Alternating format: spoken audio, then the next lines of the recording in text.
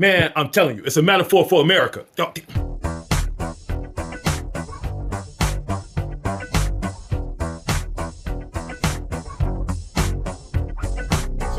so I guess it's like just fuck my vacation, right? Because they can't. Oh, are we?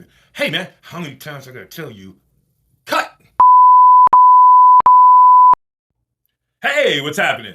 It's your boy Xavier Lamont, and what happened news? We're back. I was taking a little bit of a break, and I would still be on vacation if a certain political party could keep their shit together. All right, so while I was gone, let's check out a little bit of what happened. I am today suspending my campaign. It's clear to me that a majority of Republican primary voters want to give Donald Trump another chance.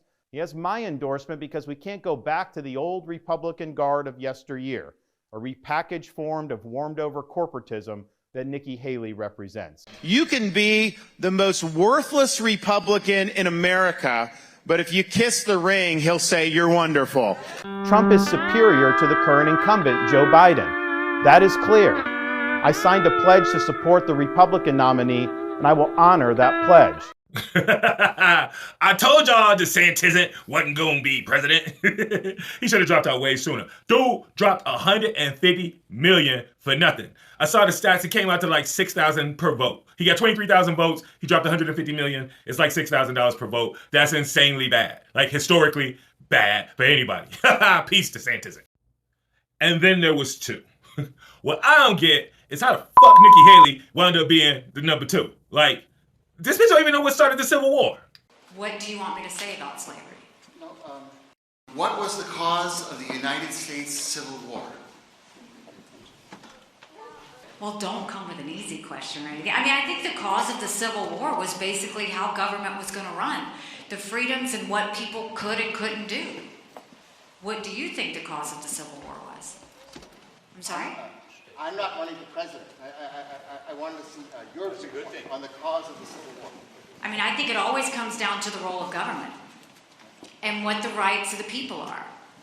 And I will always stand by the fact that I think government was intended to secure the rights and freedoms of the people. It was never meant to be all things to all people. Government doesn't need to tell you how to live your life. They don't need to tell you what you can and can't do. They don't need to be a part of your life. They need to make sure that you have freedom. We need to have capitalism. We need to have economic freedom. We need to make sure that we do all things so that individuals have the liberties so that they can have freedom of speech, freedom of religion, freedom to do or be anything they want to be without government getting in the way. Thank you. And in the year 2023, it's astonishing to me that you answer that question without mentioning the word slavery. What do you want me to say about slavery? No, you've answered my question. Thank you. Next question. Don't get me wrong. It's quite common for the non-melanated sector of society to be confused about the origins of the Civil War. But when you were the governor of the first state to secede from the Union, or seed, I said succeed, it's seed. First state to secede from the Union was South Carolina. Also, anybody watching this that has any confusion about like the states' rights versus what slavery or what Civil War was actually about, look up any other constitutions of the states when they seceded from the Union. South Carolina, since that's what we're talking about, Nikki Haley was the governor of South Carolina. Like the first sentence is, this shit's about slavery, bitch. That's literally the first sentence. I mean, not literally. They don't say shit and bitch, but that's my summary, okay? That's my summary. This is about slavery, bitch. Texas's version of it. This is about slavery, bitch. Georgia's version of it. This shit's about slavery, bitch. The entire group, their version of it all combined, the states that's tried to cede the Union, all of them, in their letter for why they were doing it, they said it was about slavery, bitch. Stop making this argument. Y'all look stupid.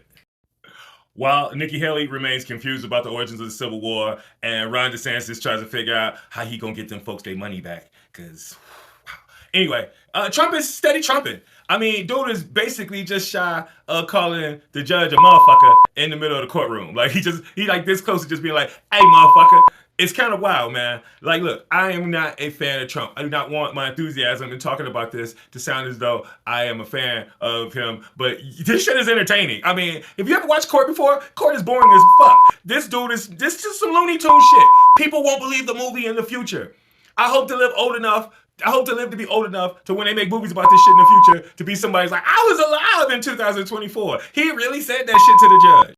All right, we gotta switch things up real quick. I'm gonna talk about sports because, man, this joint happened the other night, and we just gotta play this clip. We gotta talk about it.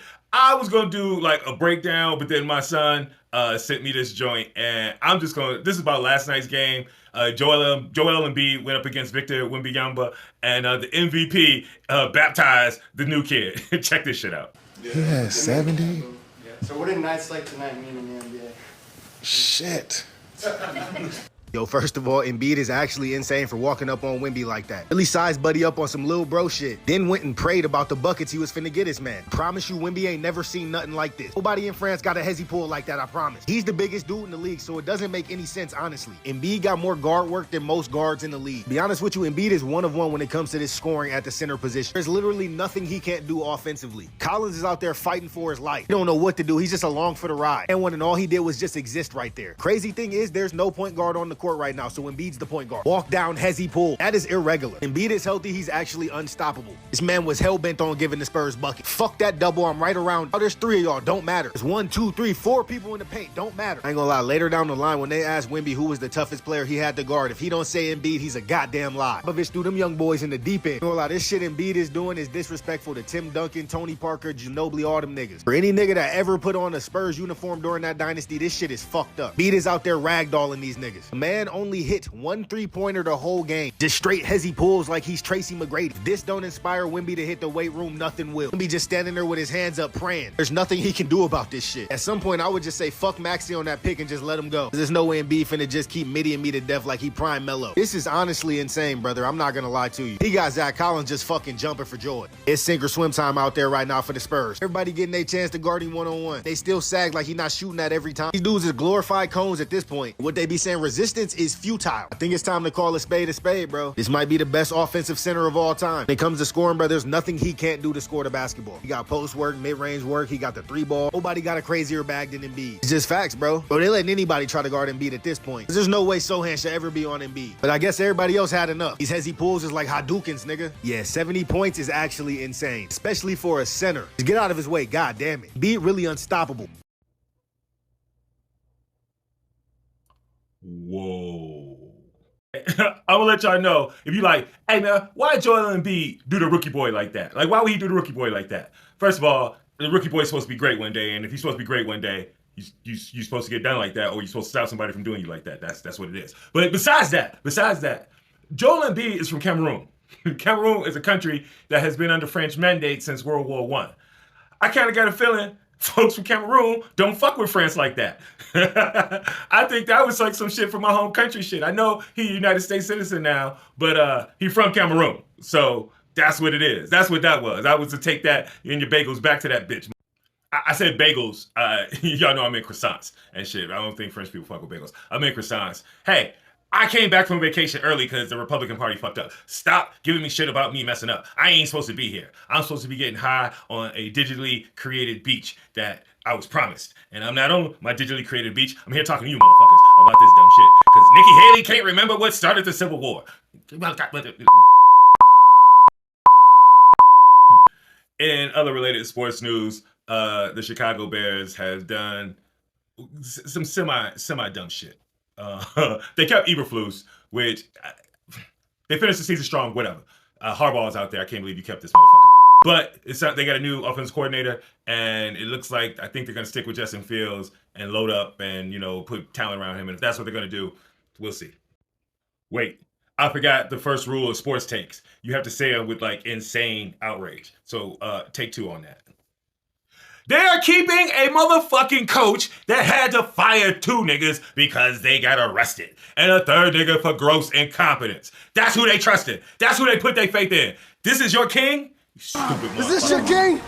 Okay, that's it for this episode. You're going to see more of us and more episodes coming back. Since these motherfuckers got me back, I'm back. We got a new addition to the show. We're going to start ending the show, but we're thanking you people for likes and subscriptions. So if you already subscribed, we thank you. We're going to look through some subscriptions that we know, and we'll send you shout outs.